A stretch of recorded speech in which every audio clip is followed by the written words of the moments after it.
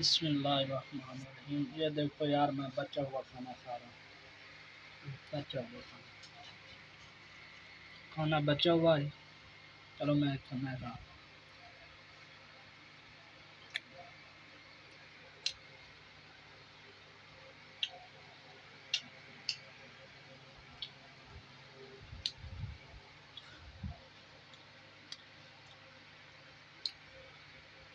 बचा हुआ खाना खा रहा हूँ भाई, सुन्नत के मुताबिक।